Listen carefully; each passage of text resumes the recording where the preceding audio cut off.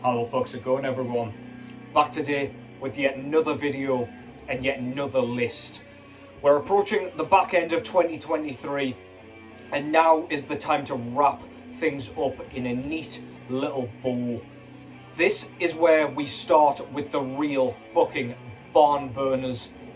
We've gotten the disappointments out the way, we did that yesterday, and now we're going to start bringing forward the albums that I really loved this year. Starting off with the honourable mentions, the albums that didn't quite make the cut for my top 20 albums of the year, which will be coming very shortly. This is going to be a ranked video, so I will be putting these in order. So I've gotten together the records that really kind of blew me away, but not quite as much as the other 20. I'm going to rank them in order, as I say, and yeah, so I'll be doing pretty much 30 to 21, and then we'll go from 20 to number 1 in the coming week or so, whenever it is that I post it. I'm still waiting on a couple of things to arrive, or at least I'm hoping they'll arrive before I start getting antsy and really want to upload this thing. But yeah, I've got all of the kind of stuff for the honourable mentions vid. So without further ado, let's get into this fucking thing. Background tunes come courtesy of Tomb Mold with their sophomore full-length album entitled Manor of Infinite Forms. Slight tongue-in-cheek kind of jab at the band and at their new album. This is the album that I wanted. This is the album that I far from got. Yeah, I'll just wipe my goddamn tears with the fucking booklet of this thing because of their new goddamn album. And let's move on, shall we? You know what that is, I've shown it before.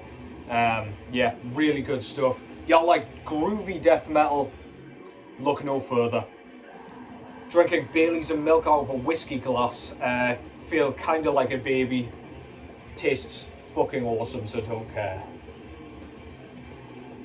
Merry Christmas, fuckers. First album on the list is this one. Kidding, of course. I should probably stop with the Metallica slander, but I'm not getting bored of it yet, so I'll just keep doing it. I bought the fucking thing, so I've got to make use of it somehow, right? Because it's not going on the CD player, let me tell you. My actual number 10, the 10th most kind of impressive, enjoyable, honourable mention on my list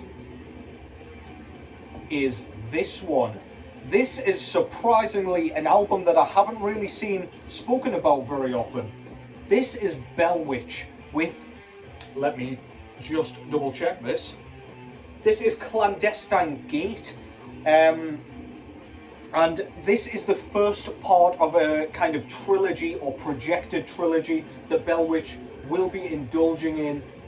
So it's called Future's Shadow, number 1, The Clandestine Gate. I can never remember the fucking title of that thing. But yeah, as soon as numbers enter the fray, my mind just goes numb. I forget my own goddamn name. I forget how to count, like I knew how to anyway. But yeah, anyway, this is Bellwitch doing what they do best. So having to follow up from Mirror Reaper is no mean feat, and I'm sure you know that if you're at all a fan of Bellwitch's kind of funeral doom style.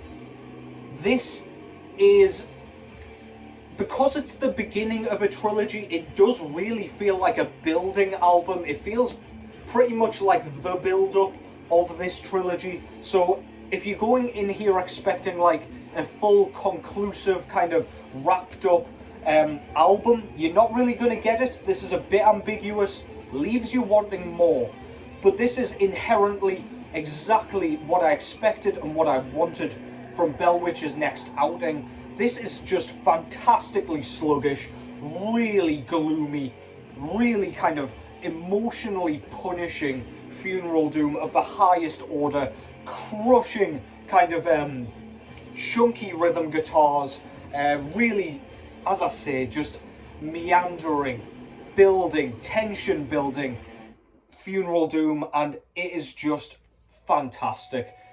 If you're not familiar with this and you didn't realise they brought out a new album, please go and check this out, because I just think we've got something massive coming, and this is just kind of foreshadowing for that. Future's Shadow pretty much does sort of imply what we're going to get here, and yeah, I'm so excited to see what we get. This is another one-track album that's probably, I think it's exactly the same length as Mirror Reaper was, which was around the 82-minute mark, I think. But yeah, if you like Funeral Doom, you want your heartstrings plucking, grabbing a hold of and ripping out your goddamn thoracic cavity, then yeah, give this a listen. Love that artwork as well. So much going on, so little time. Check it out in your own time if you can, because yeah, so much to look at, and yeah, I can't really sit here with that on the camera for too long, because this will go on for far too long. That's Velwitch with the Future Shadow Clandestine Gate. That's the first in a trilogy. Next up is an album and a band out of the UK, London I believe is where they're from. This is Deitus with Irreversible. Yeah, fuck me. I wasn't confident on that, and yet I probably should have been. Yeah, this is kind of very gloomy, very dark, and very kind of nihilistic sounding black metal. This is their third full-length album to date, and this is their best album to date in my opinion. Their first album kind of came across to me a little bit as like an amour kind of tribute or homage, however you want to describe it. Whereas on this, I feel like they come into their own a bit. They find their own sound here, and it is just majestic. Tremolo riffing, kind of mid-register all the way through. We've got some really chunky, like really head-banging, riffy moments that just, I can see them coming across into the live setting magnificently. It just translates so well. It's just, if you like kind of semi-melodic kind of black metal, nothing too fancy, no frills whatsoever, then yeah, please go and check this out. Absolutely magnificent stuff. Number 9, Deitus with Irreversible. That was through Candlelight Records, I believe. I might as well check it here. Yeah. Brilliant stuff. Next up is an album that I've seen quite a few slandering for a pretty obvious reason and a understandable reason, I must say. This is Grave Pilgrim with their sophomore full-length album entitled Bigotry's The Bigotry of Purpose. This is US kind of raw black metal inherently, but it is very melodic raw black metal if you want to kind of subcategorize to within an inch of its life. But this is almost Americana inspired, heavy metal inspired raw black metal. Lots and lots of really traditional, classic kind of yeah, heavy metal inspired lead work. Very kind of technical, surprisingly. It's very, very kind of twiddly, lots of fretboard trickery going on, but not to the point of like tediousness, not to the point of pretentiousness one bit. It's almost subdued and a little bit subtle actually.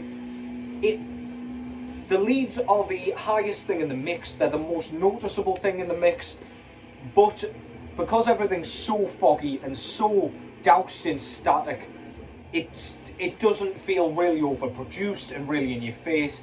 It's just perfect. The reason this has been getting a little bit of criticism is because of the vocal performance here, which is very croaky compared especially to their last album or last EP. It's very croaky to the point of almost bringing you to question whether or not this guy's voice box has gone. It does kind of sound that way. It sounds like he's blown his voice. But I think it really works with this. I think it really sounds helpless. It sounds really kind of, I don't know, you almost feel like you're lost on a battlefield and kind of gasping for air, coughing up blood, choking on your own gore. And I just love that. But I think it's down to the production and the kind of emotive guitar work. But I think this album is brilliant. Really good follow-up. Perhaps a little bit disappointing compared to their last EP. But to be honest, I'm happy if they continue in this vein, but we'll see how our guy kind of holds up with his voice after this one, because yeah, I'm not convinced he hasn't shot his vocals on this one, to be honest. But yeah, great stuff anyway. The Bigotry of Purpose by Brave Pilgrim, or the Bigotry of Purpose if you prefer. Yeah, killer shit. What have I done here? Right, let's stop the faffing. Next up, I've seen this one placed very, very highly indeed in a lot of year-end lists. In fact, I've seen this as #1 on many, many year-end lists. Mainly kind of content creators over here on YouTube. I'm sure you know where this is going. This is US progressive death metal outfit Horrendous with their brand new 5th full-length album entitled Ontological Mysterium. This was put out through Season of Mist Records, and this is an album that I was very skeptical about. I purposely didn't pre-order this one because I really didn't resonate with their last album, Idol. I thought that was way too far into the prog stuff, way too kind of experimental for my liking. The track Soothsayer, the very first track on Idol, put me off entirely, and I bought it on CD and I was very pleased I didn't go out and buy the record. This one I held off on, listened to it, was absolutely floored at first, listened to it a few more times, and I felt like this thing was a little bit too short for how much was put into this. I feel like they could have built upon some of these ideas a little bit more just to kind of bulk out the album without it being too kind of overindulgent. Very impressive playing, really, really cool riffs. Again, heavy metal inspired.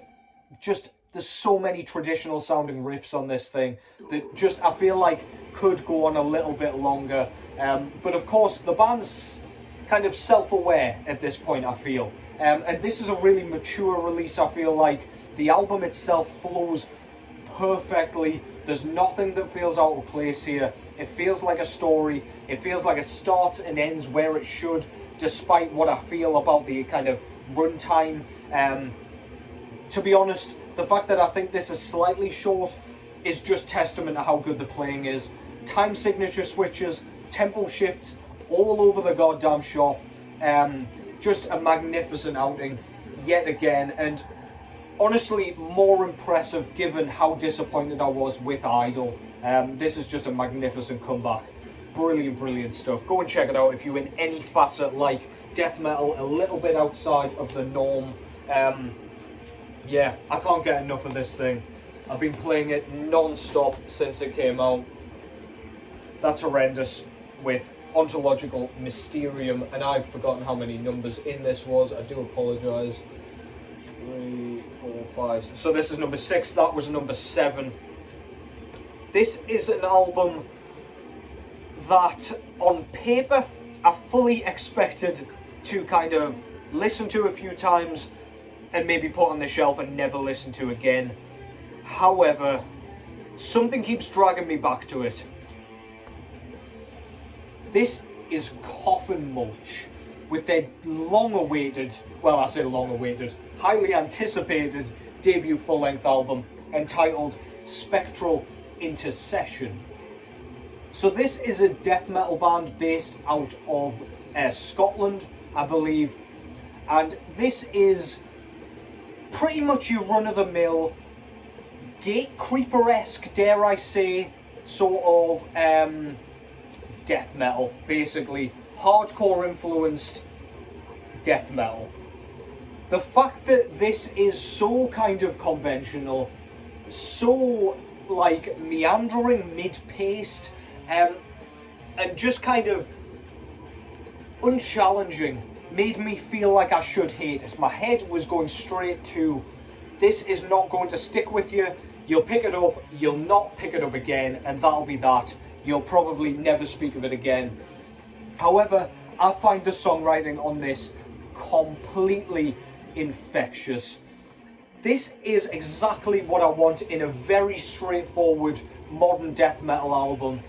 Bands like Sanguisugurborg, 200 Stab Wounds, you name it, those bands thrive on simplicity. They thrive on the chugging kind of straightforward, straight to your throat nature of their riffing. They thrive on mid-paced work, but those bands are boring to me. This is great. The drumming is phenomenal. I find hardcore drumming fascinating, to be honest. When it's mixed with death metal, and we've got the blast beats as well, we really get a sense of how impressive these drummers truly can be. Excuse me.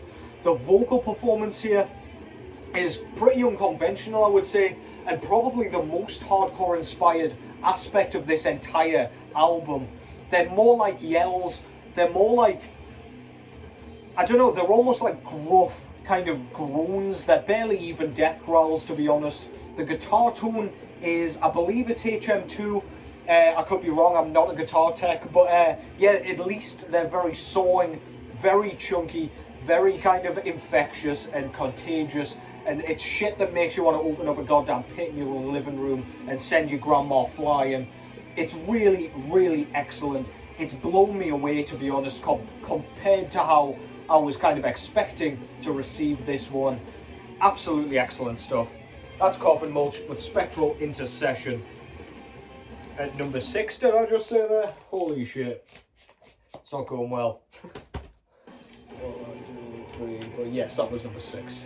God damn it, man.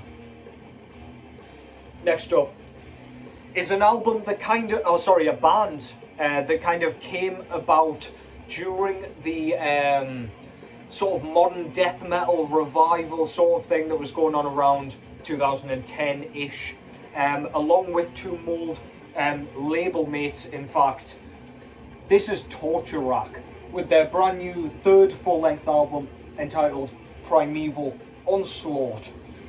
If you don't know Torture Rack, they are basically a band that thrives when they're wading around in offal, entrails, gore, goop, whatever the fuck you want to call it. They're the kind of band that you imagine go to kind of clubs with entrails draped around them, just looking absolutely repugnant, smelling despicable, and yeah, not giving a total fuck about it. And that's exactly what the music sounds like. Caveman chugging, very dense, very well written, and very well performed as well, might I say. Very nice balance in kind of tempos, nothing gets boring. They don't just sit on one idea. They like to switch things up, but they've got those kind of live setting moments of just pure brain mushing goodness. The shit that just gets you to stand up and smash your head against things. Yeah, just really, really good. It's almost a bit punky to me, this. It's one of those albums without being hardcore inspired, which, to be fair, the guys might be, I don't know. But it just has a punk attitude, a real don't give a fuck attitude. The track Fucked by Death is like a really punchy, just assault on the senses. Jumps in, it's only going for like a minute and a half or something stupid like that, and then it fucks off again with your beheaded skull in its hands. Absolutely great stuff. Really, really good fun. Go and check that out. That's Torture Rack with Primeval Onslaught. At number 5. Lots of death metal over here, but we do have a couple of black metal records still to come, so stick around, you lovers of Satan. Next up, number 4. This was a massive, massive shock to my senses. I've been following this band for fucking years at this point, probably over a decade at this point, which in the grand scheme of things doesn't seem like much, but I'm young, fucking sue me. This, out of Sweden, is the return of Vomitory with the dumbass title, All Heads Are Gonna Roll. Yes, very edgy, very good. But yeah, despite the title, despite the very digitally rendered artwork, this is some really, really good Stockholm-style death metal, basically. It's got everything you would want in a modern kind of HM2-laden death metal record. it sounds like old Vomitory. They've got that signature groove, they've got that guitar tone, they've got the kind of gruff, grumbly sort of death growls. They've got that kind of melodicism. Don't know if that's a word, it is now. That kind of reminds me just of the kind of days of yore, the celebrated years of Stockholm death metal. And yeah, they've just come out with an absolute banger here. And I can't be happier for them, because they've had, I can't remember how long they've had off. I want to say like, I don't know, they've had a good long while off. I feel like it's over a decade of inactivity at this point. And then they come back with this. Absolute face melter. Wonderful stuff. Vomitory. All heads are gonna roll. Same sort of realm as Dying Fetus with that dog shit fucking cringy ass title, but I digress. It's the music that matters.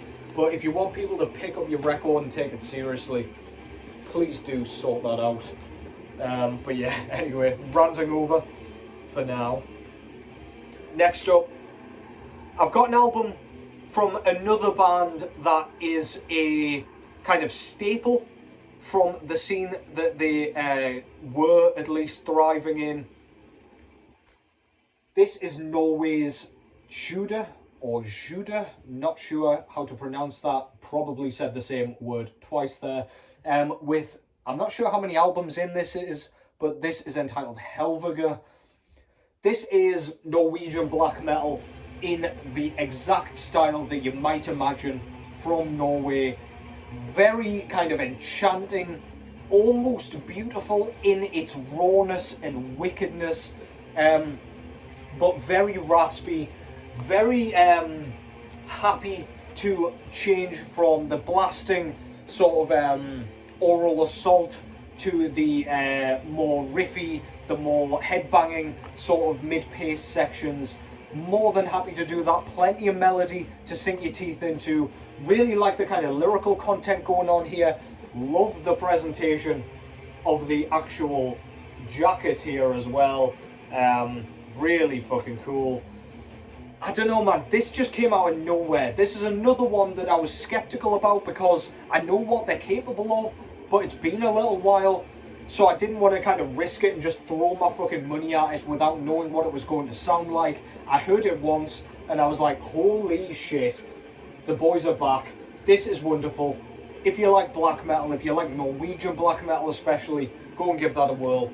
That's Tsjuder with Helvegr, out on Season of Mist. See, this is the shit I miss from Tomb Mold. Why didn't we get this again? I guess we'll never know, but never mind. Next up is another album I saw when it came out. I did not buy it straight away because I didn't have a clue what to expect, excuse me. But when I heard it, again, it was an instant purchase for me. At number 9, this is Helleruin with their brand new full-length album, sophomore full-length album, entitled Devil's Death and Dark Arts. Much like the new Autopsy record, when bands kind of list things in their title, I can never remember which order that shit goes in, but never mind.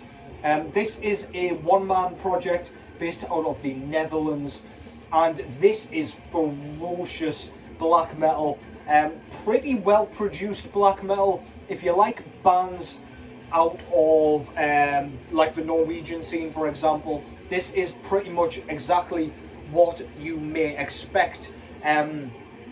This, whilst their first album came across as more inspired by the Swedish scene, especially bands like Kraft, this one just reminds me of something like, I don't know, Talker, not sure how you pronounce that band name either, or Satyricon, something like that, something very melodic, something that isn't ashamed to show its more beautiful side, its more atmospheric side, with brilliant songwriting, some amazing riffs, particularly the track Riddles in Devil's Tongue. The riff on that thing is just, it's one of the most memorable riffs of the year for me. Absolutely sensational stuff. This is just a banger. It's so much fun. The album cover alone just makes me smile before I've even put the fucking thing on. It just screams, I'm gonna love this thing. That's Helleruin with Devil's... Oh, Jesus Christ. Devil's Death and Dark Arts. Of course. And finally, my favourite of my honourable mentions, the album that was closest to ending up on my year-end list. This is an album that I don't think I've seen a single other person talk about, and it is frankly a crime in my book. This is Skolopendra with VM18, which stands for something in Italian. Vietato al minori di anni 18. Not sure what that means, not sure it really matters, but as you may guess, this band's out of Italy and they play a really, really cool, really traditional sounding style of death metal. If you like bands like Necrophagia, Deceased even Slaughter to a point, anything like that with that kind of 80s and 90s style production, more 80s I would argue, then this is going to be right up your alley. I don't know how they've managed it. I don't know if they're using equipment that was kind of around back then or what, but here they have captured the sound from that era splendidly. Comes across as very proto-death metal. It's speed-laden, it's thrash-laden, really creepy, eerie, uncomfortable, unnerving, very croaky vocals that almost sound blackened, so we even get a bit of that in there.